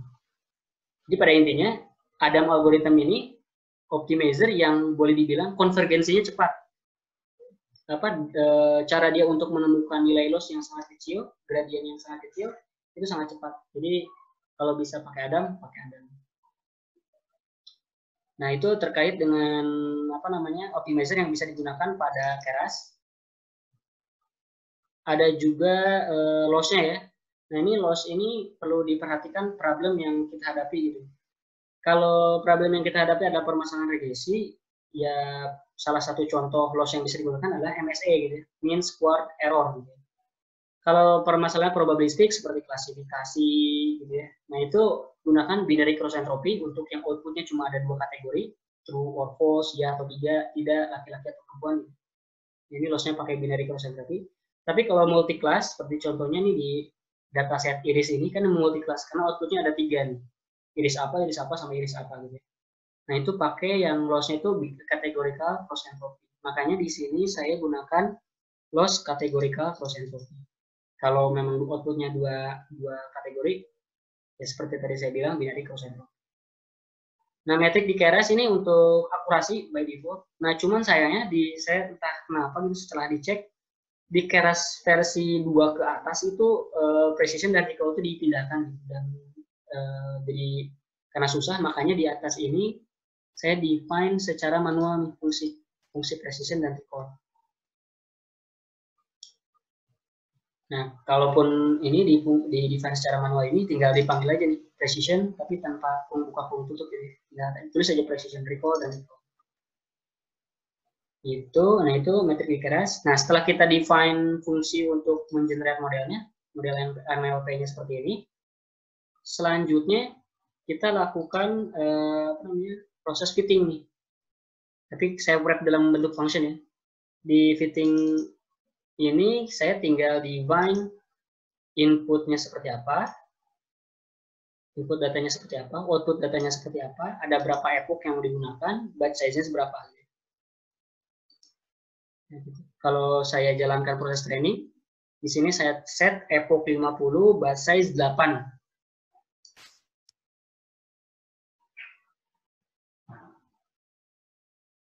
Nah, ini Nah, ini kalau kita tadi panggil model.summary, dia print ininya ya, summary arsitektur ini.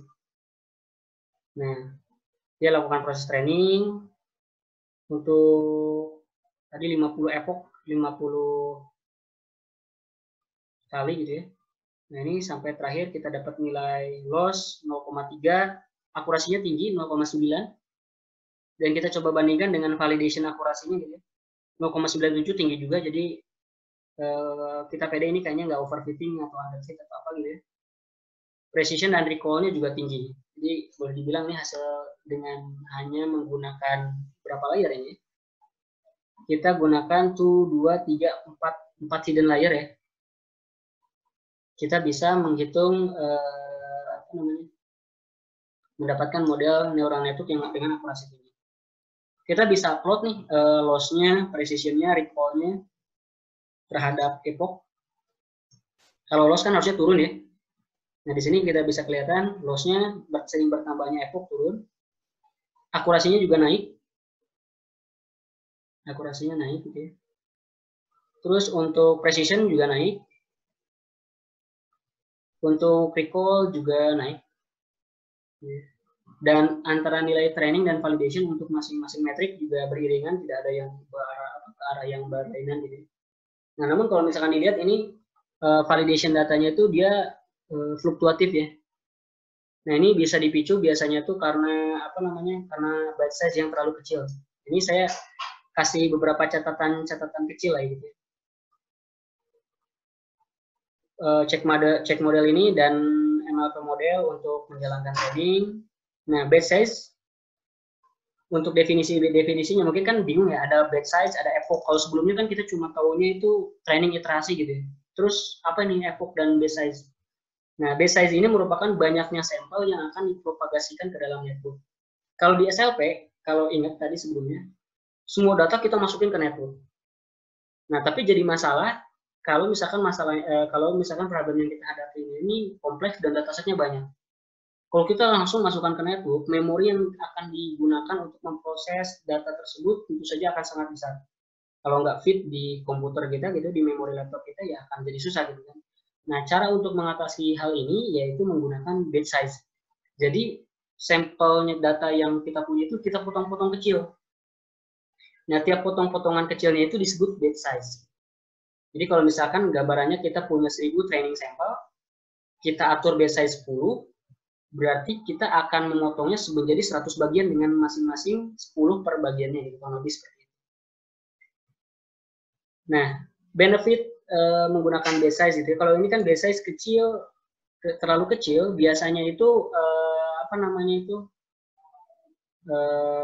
menimbulkan plot hasil akurasi yang gradual seperti ini gitu. Jadi kita bisa naikkan nilai base-nya menjadi lebih tinggi, menjadi katakanlah 16.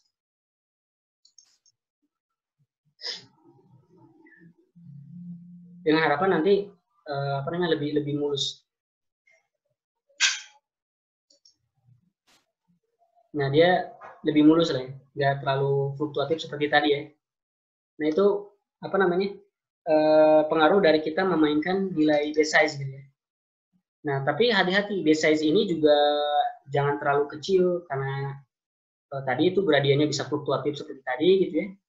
Dan jangan terlalu besar karena kalau terlalu besar, pertama juga computation power menjadi lebih tinggi gitu ya, karena data yang dimasukkan ke dataset jadi lebih banyak. Dan banyak hal lah gitu yang bisa memicu ketika batch size-nya terlalu besar gitu ya. Nah, setelah kita plot akurasi, loss, precision, dan recall ini, nah kita bisa perhatikan beberapa hal lain gitu ya. Ya, pertama tadi yang plot akurasi dan validation datanya fluktuatif, bisa kita atasi dengan batch size. Nah, ingat, batch size terlalu kecil, contohnya pada dataset yang mislabeled atau apa gitu yang hasilnya jelek, ini akan menghasilkan plot yang fluktuatif dan ya bisa menghasilkan perhitungan loss yang salah gitu ya. Nah, efek ini bisa dihindari ya tentu saja dengan meningkatkan batch size. Tapi batch size terlalu besar bisa memperlambat proses training juga ya, karena jadi berat di proses. Selain itu juga batch size terlalu besar juga bisa katanya meningkatkan generalization pada model menjadi mengakibatkan generalization pada model menjadi lebih jelek. Generalization itu apa? Jadi generalization itu kayak kemampuan neural network untuk mengklasifikasi data untuk data yang tidak pernah dia lihat gitu. Jadi katakanlah dia bisa bagus untuk training dataset, pas dievaluasi pakai tes dataset jadi jelek. Nah itu bisa dia apa? Kalau kita berhadapan dengan kasus seperti itu gitu ya, dites jelek, dites pakai tes dataset jelek, pakai training dataset bagus, itu kemungkinan besar bisa dicek tuh batch size-nya. Kalau terlalu besar, nah bisa jadi akibat karena generalization itu apa namanya terlalu besar. Generalization, batch size-nya sorry. Nah sampai sini. Sampai kita plot akurasi, loss, dan precision recall, ada yang mau ditanyakan?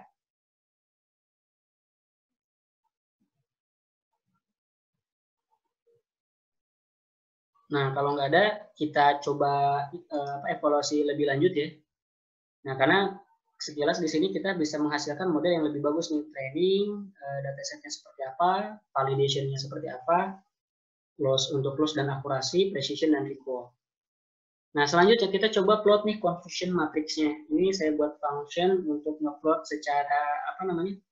Secara menarik lah ya, pakai jadi ada color bar-nya juga. Nah, untuk ngeplot confusion matrix ini, kita pertama predict data dulu untuk database yang kita punya. Seperti saya bilang, karena saya split jadi 2, tidak jadi 3, nggak ada validation set atau test set, jadi validation dan pakai data yang sama. Di sini juga untuk ngeplot confusion matrix di proses testing, pakai data yang sama ya. Nah, kita masukkan ke function confusion matrix yang kita define ini. Outputnya, kita bisa mendapatkan confusion matrix untuk 3 kelas berbeda. Nah, nilai yang lebih pekat menandakan di data pada daerah tersebut tinggi gitu ya. Nggak apa-apa. Contohnya di iris setosa. Hampir kalau dilihat ini nilainya 1 ya. Habis perang baseline itu paling cantik ya. Untuk iris setosa terlihat kalau seluruh data bisa diprediksi dengan baik keseluruhan gitu ya. Nggak ada yang miss prediction gitu ya. Karena di sini hasilnya 0. Jadi nggak ada data iris setosa diprediksi. ini jadi gitu digerakkan.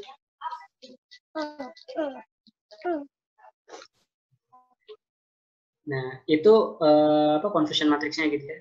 Nah, tapi kalau misalkan dilihat di sini, ada nih satu yang jelek untuk data iris Ferris color. Dia banyak data iris Ferris color banyak diprediksi sebagai iris setosa nih. Yang benarnya itu yang benar-benar cuma keprediksi iris Ferris color sebagai Ferris color hanya 0,36 nih untuk 36% data. Nah, gitu. Kalau kita print juga reportnya gitu ya, pakai si scikit-learn. Oh, ini saya perlu kita jalanin dulu.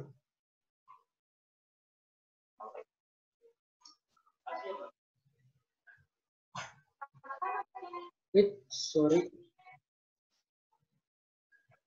Oh, kalau di sini sekarang tinggi ya, karena tadi udah dirubah nih kayaknya ini apa namanya batch size-nya ya.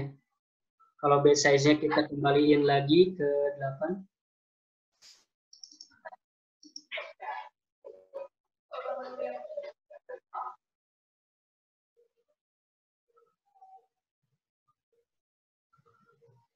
Nah, oke. Kita plot lagi.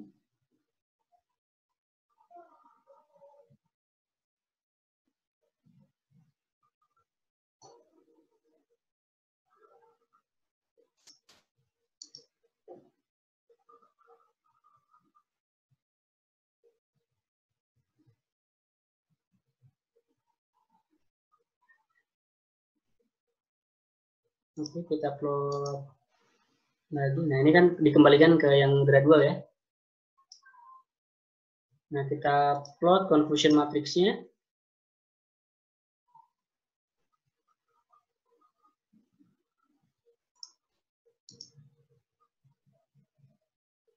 Nah, di sini ada sebagian kecil yang masuk ke daerah sini ya. Gak 100% di bagian iris Ferris color. Nah, tapi ini hasilnya lebih bagus.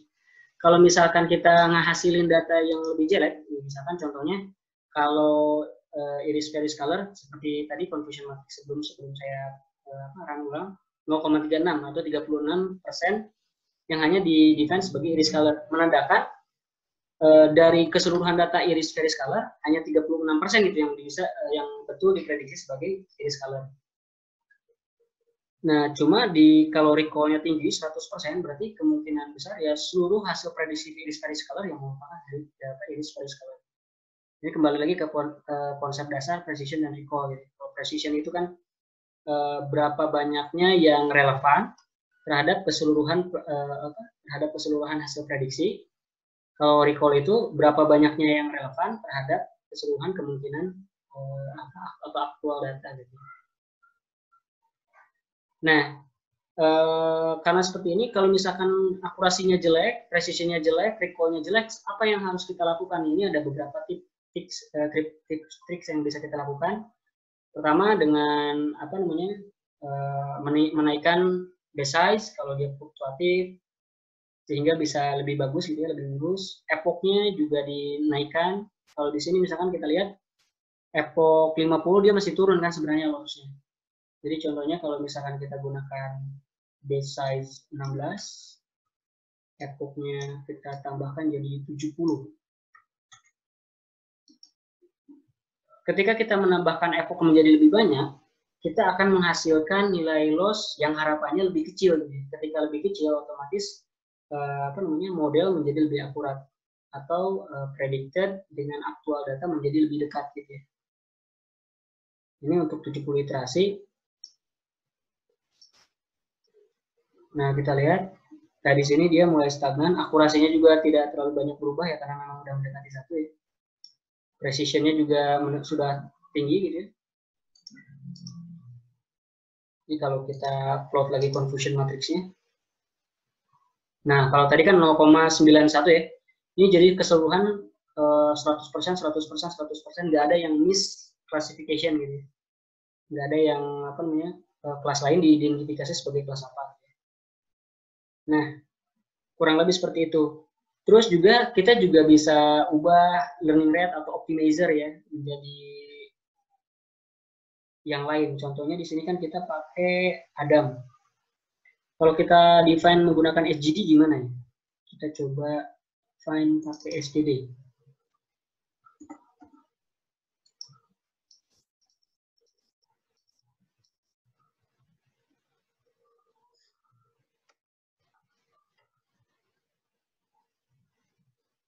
Kita plot. Nah, biar hasil plot yang ada nggak hilang, saya coba tambahkan di bawah sini aja. Nah, ini plot yang SGD. Jadi tinggal panggil evaluate model, history. Nah, untuk SGD, epoch 70 dia hanya bisa capai 0,2. Kalau pakai si Adam dia bisa 0,1 lebih, tapi di sini nggak ada plotnya. Nah, kurang lebih seperti itu. Jadi bedanya, jadi ketika kita pakai SGD dia convergence lebih lama gitu. Mungkin perlu tambah beberapa epoch lagi biar sampai sama seperti Adam gitu. Nilai loss-nya 0,1. Dan juga akurasi lebih fluktuatif dan lain sebagainya gitu ya, precision dan recall-nya juga lebih fluktuatif. Nah, itu perbedaan optimizer ketika menggunakan Adam dan SGD. Selain itu juga kita bisa misalkan coba turunkan kompleksitas dari modelnya yang kita gunakan gitu ya. Satu layer kita hilangkan. Apa yang akan terjadi? Apakah network masih belajar dengan baik?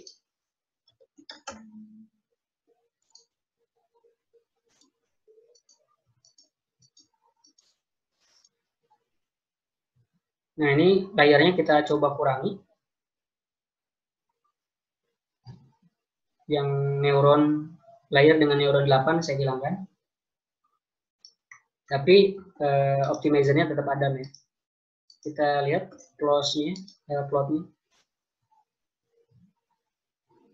Akurasinya seperti ini. Nah, loss-nya rendah.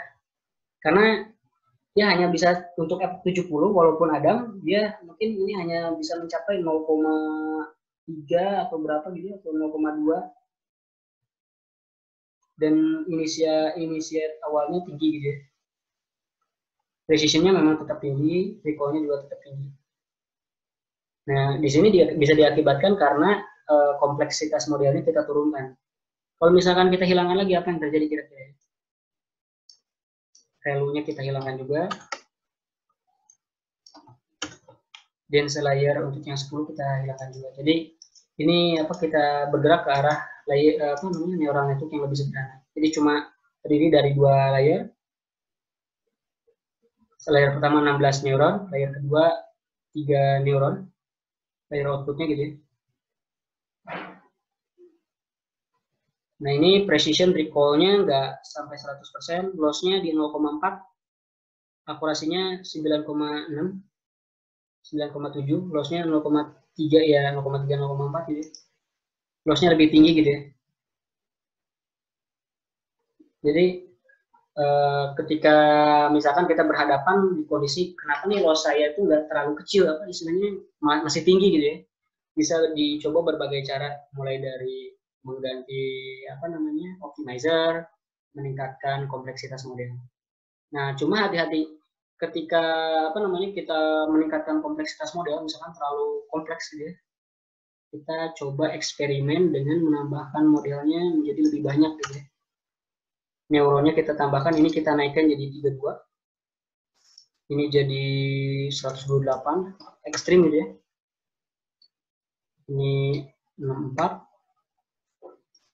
kita tambahkan lagi di bawah gitu ya. Nah ini menambahkannya kita serampangan aja dulu, ini 32, 16. Nah, misalkan saya update networknya seperti ini, boleh ditambahkan juga ini 64 256. Jadi kalau dilihat ini hidden layernya ada banyak banget ya, lumayan banyak untuk kasus bunga iris dataset ini ya. Dengan optimizer Adam ini ada sekian layer, dan sekarang weight yang harus diupdate ada 60 ribuan parameter gitu ya. Dan bisa dilihat di sini juga proses trainingnya menjadi lebih lama ya. Walaupun nggak lama-lama banget karena datasetnya memang kecil ya. Nah di sini loss-nya ini bisa sangat kecil, 0,1 berapa. Jadi kalau kita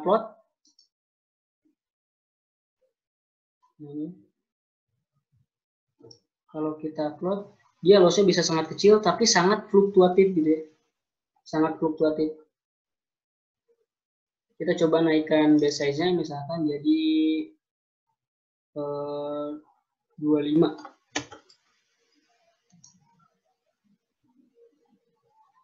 Nah, karena tadi seperti yang kita bahas, base size ketika outputnya fluktuatif, kita bisa atasi dengan meningkatkan nilai base size ya, batch size. Jadi berapa banyak sampel yang dipropagasi ke dalam network. Kita lihat akhirnya ini loss-nya lebih kecil lagi, 0,08. Akurasinya juga ya masih tinggi ya. Nah ini lumayan lebih soft gradualnya. Ya bisa ditambahkan lagi lah batch size-nya gitu ya. Sedemikian rupa. Nah seperti ini.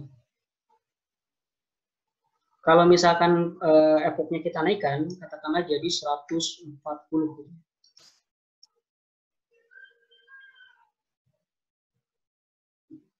Kita ingin melihat seberapa di nilai minimum berapa dia berhenti.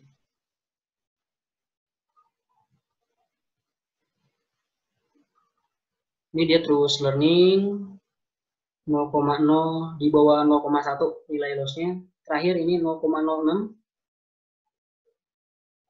Validation loss-nya 0,657, cukup tinggi juga. Nah, dengan seperti ini kan, wah ini masih lumayan bagus nih.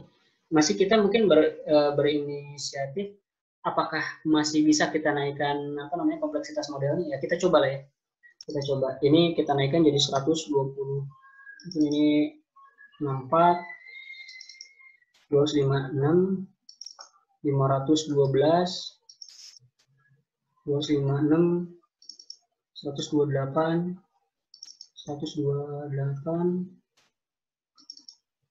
64 ya. Ini apa yang tukar lah ya. Nah, biar mengerucutnya lebih enak. Nah, seperti ini ya. Kita naikkan seperti ini.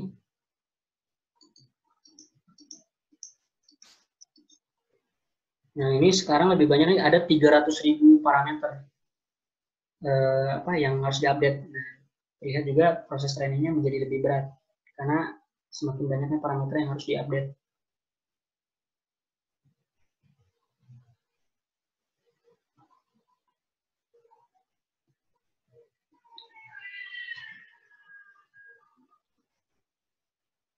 Nah, setelah ini kita cek lagi.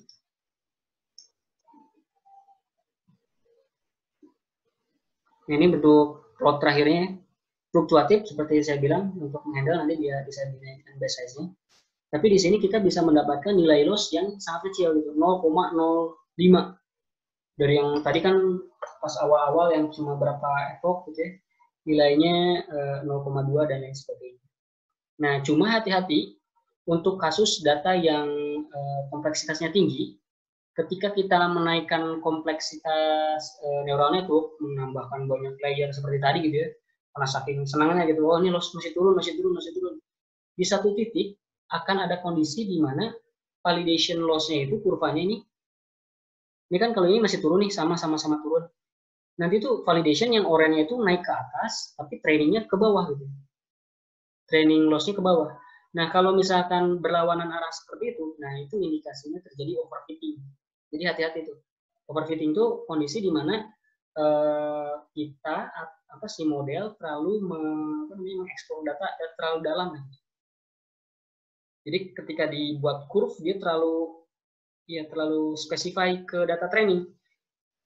Sehingga ketika diberikan data test dia jadi bingung. Nah, paling enak itu cukup reguler lah seperti ini. Jadi kalau ada distribusi melengkung ya ikutin kurvanya. Nah, jadi ya hati-hatilah di sana ya, menambahkan layer dan menambahkan neuron.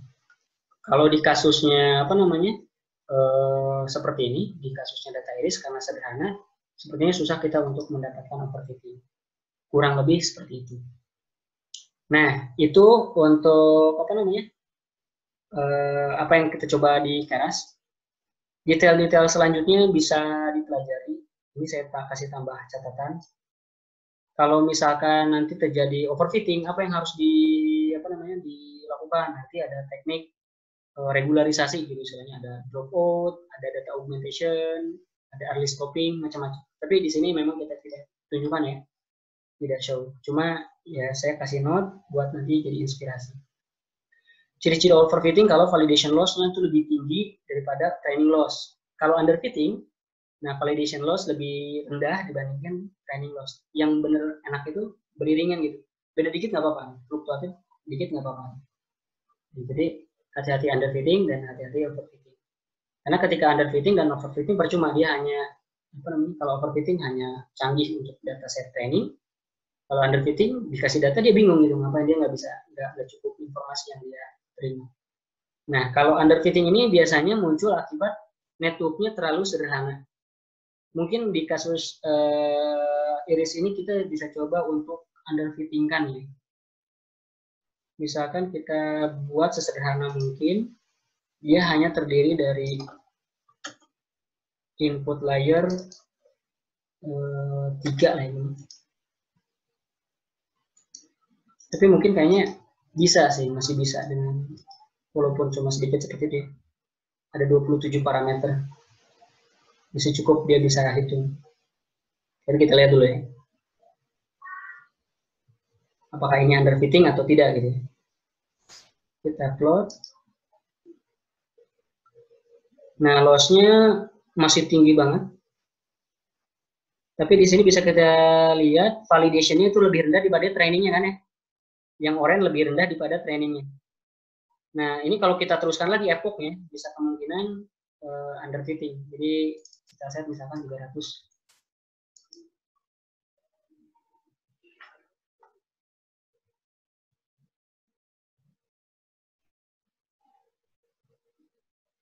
Tunggu sampai proses learning selesai.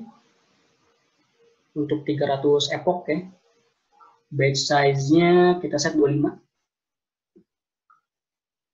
Nah, udah selesai, kita plot hasilnya.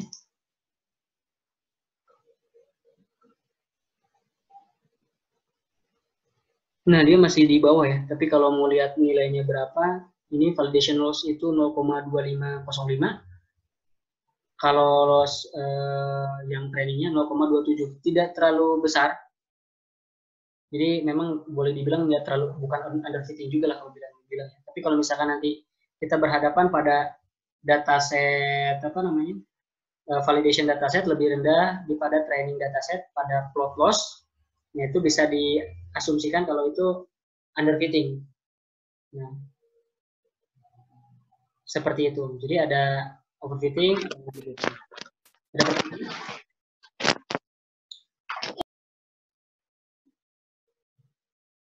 Halo? Ada yang mau ditanyakan?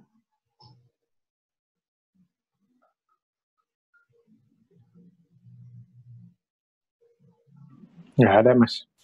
Oke, kalau nggak ada, paling dari saya seperti itu. Mungkin kita coba summary dari atas ya. Oke. Di neural network multi-layer perceptron menggunakan keras, kita udah berhasil coba implementkan secara sederhana gitu ya. Terus menelisik pengaruhnya banyaknya layer, terus lebih sedikit layer seperti apa, terus memvariasikan optimizer gitu ya. Terus bagaimana caranya kita memvariasikan juga nilai base size gitu yang ternyata berpengaruh pada fluktuatif plot di loss atau akurasi. Nah, selain itu juga di sini kita bisa plot confusion matrix yang bisa kita gunakan untuk mengevaluasi output atau model yang kita hasilkan. Nah, tujuan utama sebenarnya sekali lagi seperti dibahas di pertemuan pertama, untuk mengoptimalkan di bagian diagonal ini. Semakin pekat di bagian diagonal ini berarti semakin bagus modelnya, semakin banyak kategori data diprediksi dengan benar gitu. Jadi semakin banyak seperti contohnya iris setosa diprediksi sebagai iris setosa. Kurang lebih seperti itu. Dan di sini juga kita bisa plot reportnya menggunakan classification reportnya punya Skitlan. Tinggal inputkan aja test spread, y-spread-nya berapa, datanya, target value-nya apa. Nanti kita bisa lihat precision recall, F1 score, akurasi untuk masing-masing kelas. Pada intinya nilai model yang baik adalah yang akurasinya tinggi, precision-nya tinggi, recall-nya tinggi. Dan satu lagi, tidak semua jangan hanya berpegangan pada akurasi yang tinggi gitu, karena ini bisa jadi akurasi gitu ya. Akurasinya tinggi tapi untuk beberapa kelas saja gitu ya, untuk hanya beberapa kategori. Evaluasi juga lihat juga nilai precision dan recall. Kalau keduanya atau ketiganya dengan akurasi tinggi, nilai-nilai semuanya tinggi, bisa kita anggap kalau model yang kita buat performansinya bagus dan bisa kita gunakan gitu ya, untuk data yang tidak ada pada dataset yang lebih seperti itu. Nah, itu saja mungkin yang bisa saya bahas di kesempatan kali ini. Untuk teman-teman yang ingin bertanya sebelum kita tutup terkait neural network ini dia menggunakan keras ataupun tadi yang single layer perceptron from scratch juga silakan. Kalau nggak ada dari saya paling seperti itu. Terima kasih banyak yang udah join. Ini ada chat. Oh sorry, bukan ya. Kirain ada pertanyaannya. Kalau nggak ada yang ingin ditanyakan, dari saya sekian. Terima kasih. Wassalamualaikum warahmatullahi wabarakatuh. Waalaikumsalam warahmatullahi wabarakatuh. Terima kasih banyak. Terima kasih, Pak.